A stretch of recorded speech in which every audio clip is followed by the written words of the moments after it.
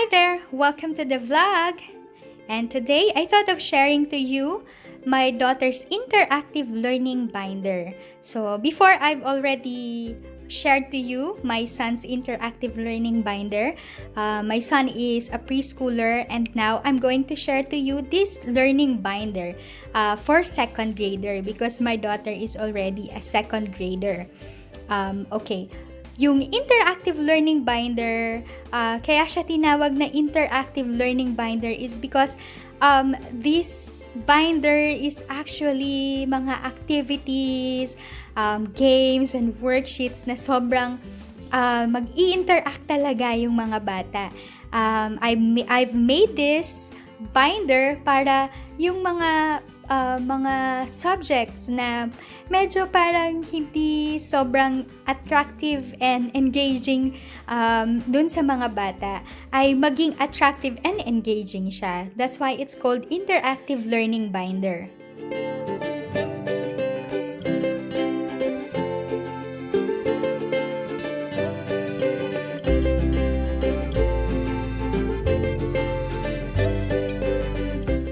We've been using interactive learning binder for 3 years now.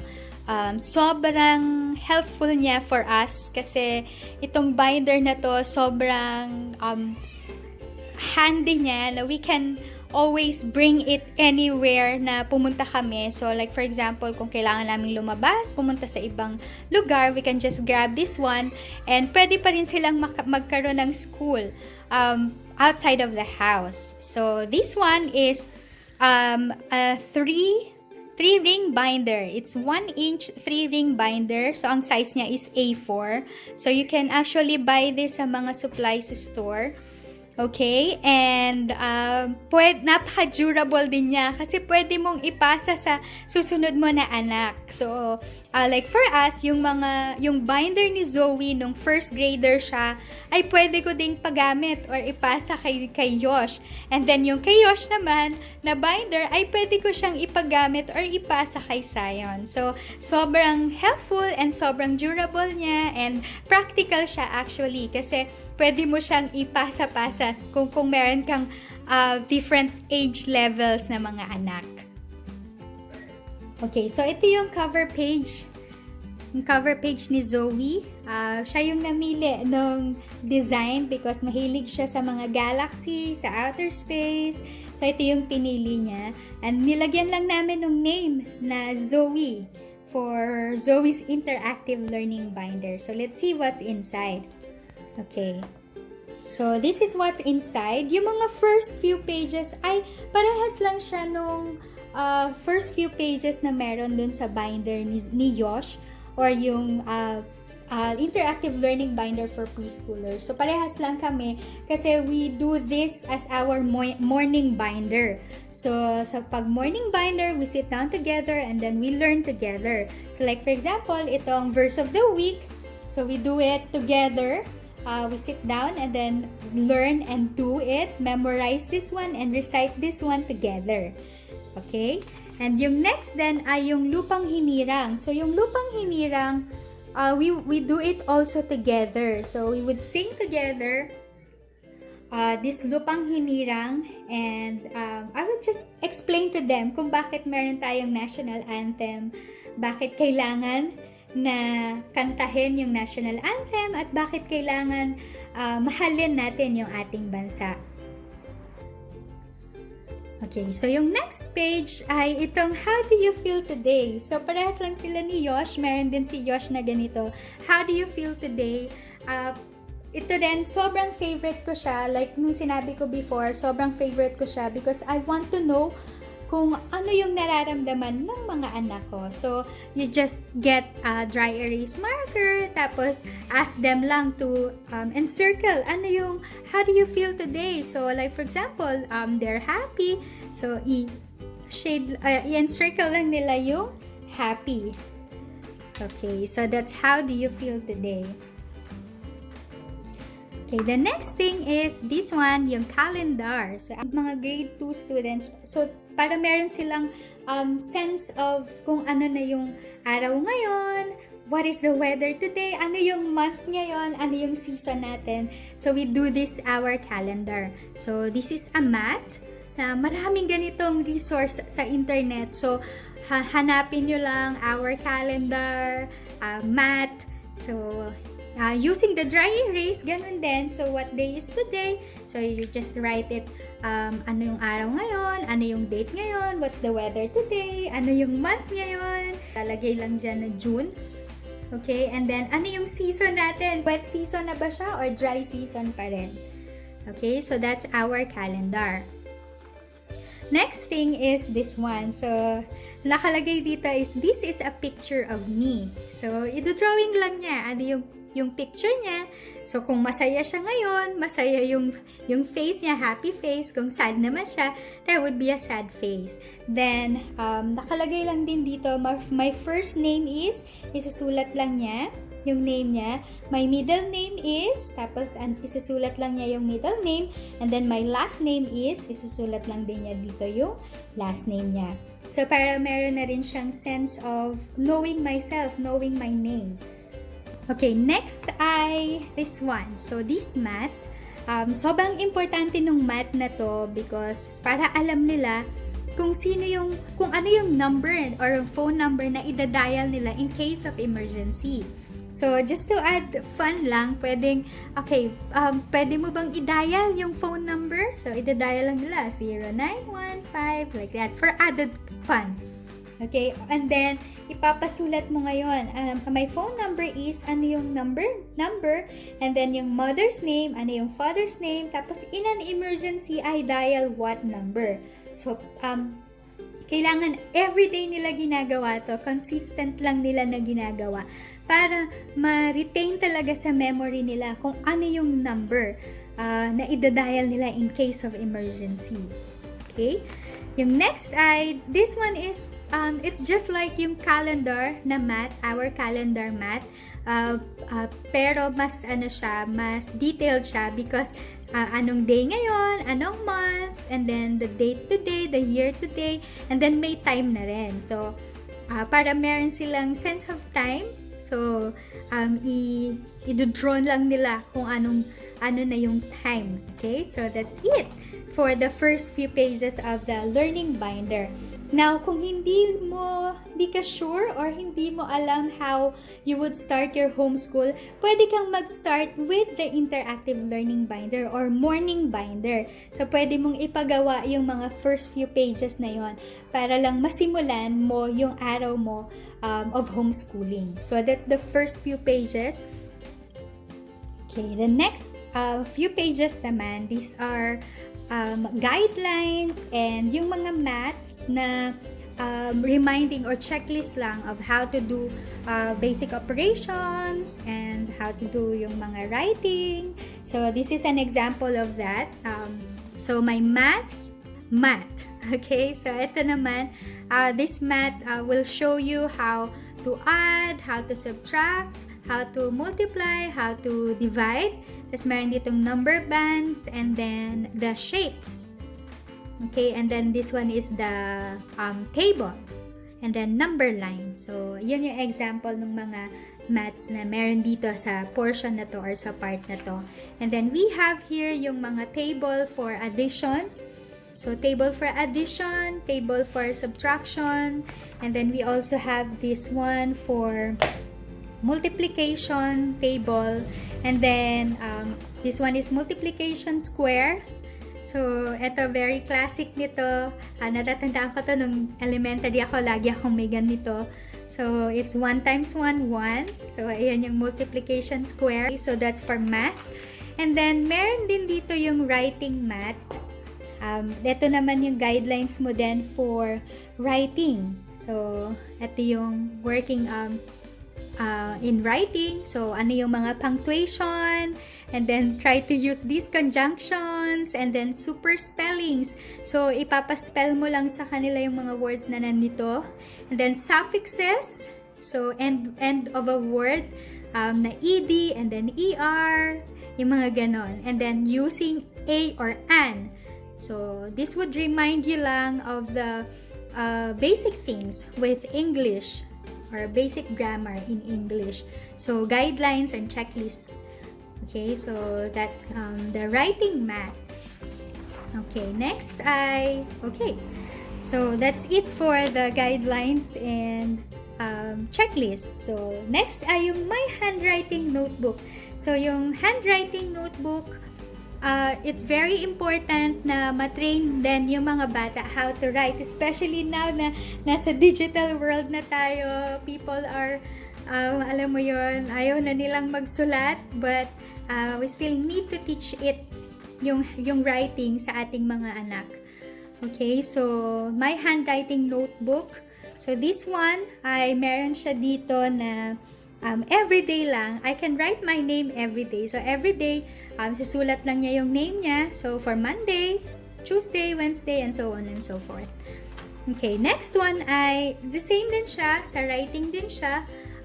This is naman is what is happening in the picture. So, he has to write 2 sentences about each picture. But, the sentences ay meron siya dapat na yung word bank na kailangan niyang gamitin ay yung laundry, skip, jump, rope, and then clay. So, these are the words that she has to include in making sentences in each picture. So, tapos, it's just a reminder, remember that sentences begin with a capital letter and end with a period. Okay, so those are the handwriting worksheets. Okay, yung spelling folder. So, my spelling folder, so these are just words, sight words na kailangan for the second grader. So, high frequency words na checklist. So, pwedeng ipapaspell mo sa kanila or papabasa and then you check lang this tick boxes here. Okay? So, those are high frequency and then 200 high frequency words and then meron pa dito yung next. Ayan, next 200 high frequency words assessment. So, this one is meron siya ditong part na R and W. So, that means like for example, this word, yung water, was she able to read it? Was she able to write it? So, pwedeng i-check mo lang yon if nagawa niya yung word, particular word na yon. Okay, so that's the checklist. Okay, this one ay introduce ko sa kanya ngayon yung banknotes at saka yung mga coins. So, ito yung banknotes natin ngayon. Currency banknotes. Tapos, ito naman yung currency na coins. So, i-introduce ko lang sa kanya yung mga yan. Okay, next ay itong pagbasa. So, magsasanay lang kami sa pagbasa. Okay, this one is a math. So, ito ay babasahin lang niya. Now, kung na-master niya itong mga pantig na nandito, ay i-check lang din yung tick boxes. Okay. Next ay itong geography para lang alam niya kung ano yung mga continents of the world. So, yan. Tapos, meron ditong continent facts. So, ano yung facts about North America, South America, Europe, Asia, and yung iba pang continents of the world. Okay? So, that's for that part. So, the third part will be, okay, this one is my favorite. Okay, so this one is yung painting analysis. So, meron kaming mga painting dito which I got from The Good and the Beautiful Level 1 Reader. Okay, so mag-a-analyze lang kami ng mga painting. So, ano sa tingin mo yung naramdaman ng painter about while doing the painting? Or what can you see? What can you say about the picture? Ito yung iba pang example ng paintings. So, like this one. Okay. Yan. So, those are for painting analysis. Okay, next. Okay, yung next naman ay these are mga maths for reading and then math. Okay, usually for reading and math. So, ito yung for CVC. Okay, so example, this one ay, okay, you have to say the word, you have to make it or spell it, and then you have to write it. So, dry erase marker lang din ang gagamitin dito. Okay, this one also is a math, pero mas siya, expanded siya. Kasi meron na siyang how many letters, what are the vowels, what are the consonants, how many syllables, and then magra-write na sila ngayon ng sentence about the word na nakuha niya. Okay. Next ay, eto. Okay, hundreds chart. So, it's just a basic na 100 chart. So, from 1 to 100 na chart. Tapos, ito naman ay one more and one less. So, basically, ginagamit namin tong interactive learning binder. Like, for example, nandito na kami ngayon sa lesson namin in math na one more and one less. So, kunin lang namin tong interactive learning binder and then hanapin namin nasan na yung math natin for one more or one less. And then, we're just going to do this math. Okay, for added fun. So, hindi lang siya just plain na mag-answer ng textbooks, mag-answer ng worksheets, but hands-on siya na gagawin. So, ito yung example nun. And then, this one is another example of one more and one less na lesson or activity. And then, we have this one. This one naman ay yung place value. So, tens and ones. Okay, so, kuha lang sila ng number, place dito. So, ano yung number na nasa tens column and ano naman yung nasa ones column. Okay, this one is addition math. Okay, same as with this one. This one naman is subtraction. Okay, this one is the number line for subtraction, and then meron din siyang number band for subtraction, and then kailangan niyang isulat yung number sentence here. Okay, next ay yung mga shapes chart. So, this one, sa mga grade 2, it's more, parang nag-level up na yung shapes chart nila. So, hindi lang siya mga basic shapes, but meron na rin siyang mga pentagon, hexagon, octagon, trapezoid, parallelogram.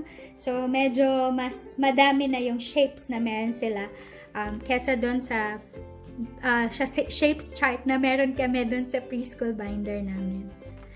Okay, so this one ay a pattern black mat. So, this is basically a tangram.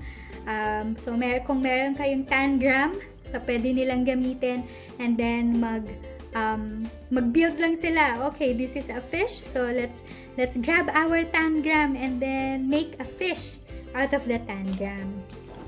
Okay, this one is a butterfly. And then, this one is a lion. Okay. Yan. Alright, then, math pa din tayo. Okay, this one is addition cover math. And then, yung workspace. So, for addition, na kailangan ng regrouping or without regrouping, we're using this math. This is a workspace math. Okay, then pag word problem naman, ito din ginagamit namin na math. So, merong word problem. Ito yung workspace niya wherein she has to show and do the solution. And then, number sentence and then yung answer niya. Okay, alright. So, this one ay yung number chart din siya na 1 to 100. Pero, she has to write lang ano yung mga missing numbers in the 100 chart. Okay. This one is also, this one naman ay multiplication math. So, she has to roll it. So, meron kayong dice. I-roll lang niya yung dice.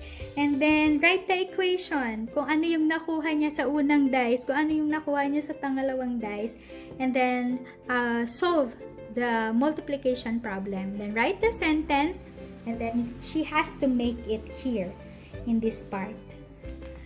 Wala pa yung in-order ko na laminating film. So, hindi pa siya naka-laminate. Pero, I suggest that you laminate these things, yung mga maths. Kasi sobrang magiging helpful siya. Plus, hindi siya magiging maaksaya. Kasi, you just use the dry erase. Tapos, burahin mo na rin siya after your lesson.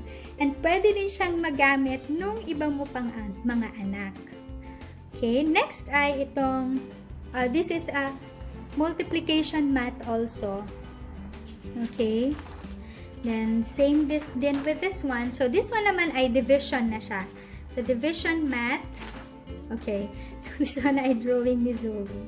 So, yon. So, that part, yung part na yon ay mga maths and exercises and workspaces na pwedeng gamitin ng anak nyo pagdating sa mga subjects na kailangan ng mga maths and worksheets. Okay. Itong next part ay mga games to. Kasi mahilig si Zoe sa mga games. Kaya naghanap ako ng mga games on how to do, for example, addition, how to do subtraction, or kaya CVC, mga ganon, or find the noun. So this is where the part games na maths and worksheets. Okay, so example ay this one, yung roll and read. So mag-roll lang siya ng mga dice, and then this one is the start, and then you finish here in this part. Tapos, race lang siya. So, it's a race. Sobrang fun nito kasi lagi akong natatalo sa mga anak ko. So, yun yung ginagawa namin para for reading also. Okay, so this one is a game for noun, person, place, object, or animal. So, nandito kayo sa start. Kuha lang din kayo ng counter or any manipulative na pwedeng gamitin. Tapos, you just have to tell. Halimbawa, yung pencil. Okay, so ano ba yung pencil? Pencil a person, a place, object, or animal? So, kailangan sabihin niya yung pencil ay isa siyang object. Okay, so that's a game. This one naman ay, kung kanina ay mga pictures siya. Okay, this one ay mga pictures. Dito naman, you have to name a noun. Okay, so naming naman siya. So, like for example, a person. Okay, can you name a person? Okay, Rob, or Yosh, or Sion. So, can you name a place? House, or church, or mall. Can you name an object? Pencil, crayon, like that. Okay, so name a noun. So, it's a game also. It's a race. So, mahilig siya sa racing. Okay, this one also, this one naman ay mga say the rhyme. So, you have to say the rhyme. Like, for example, bell and then shell. So, pag napunta ka dito, what's this one? That's key and then B. Okay. How about here? Okay, door and then for. So, say the rhyme. Okay, it's the same with this math. Okay, this one naman is a place value race. So, mag-race lang kayo. You have to get a card. So, hindi pa rin siya na cut and then na laminate. Pero, we'll do this pag nandun na kami sa place value na lesson. Okay. And then, next ay ito. So, it's addition and subtraction na race math. Okay, so we'll do this also pag nandun na kami sa subtraction and addition. Okay, so this one is also a game. So, pansin nyo, puro mga racing game kasi competitive siya talaga. Okay, this one, the same then, add 2 ones naman. Okay, add 21, add 3 tens. So, mas level up na tong game math na to. Okay. Then, the next one ay fractions.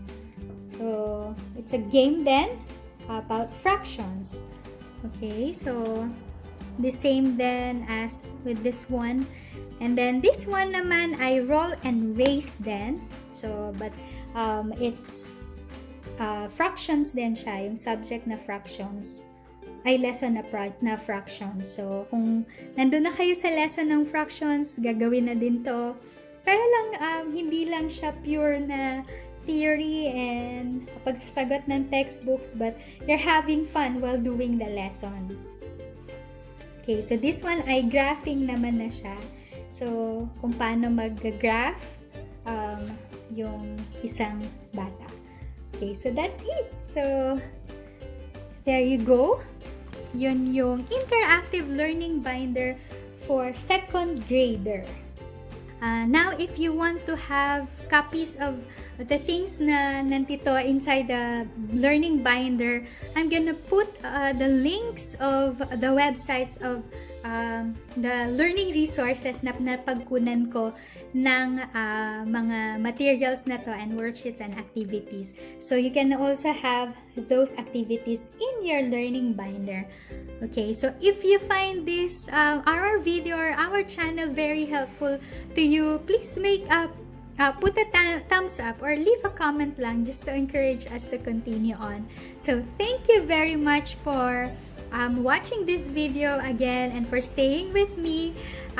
Thank you so much. We just hope that you're gonna have a very, very, very great day, a nice day ahead of you. God bless and see you next time. Okay, bye everyone.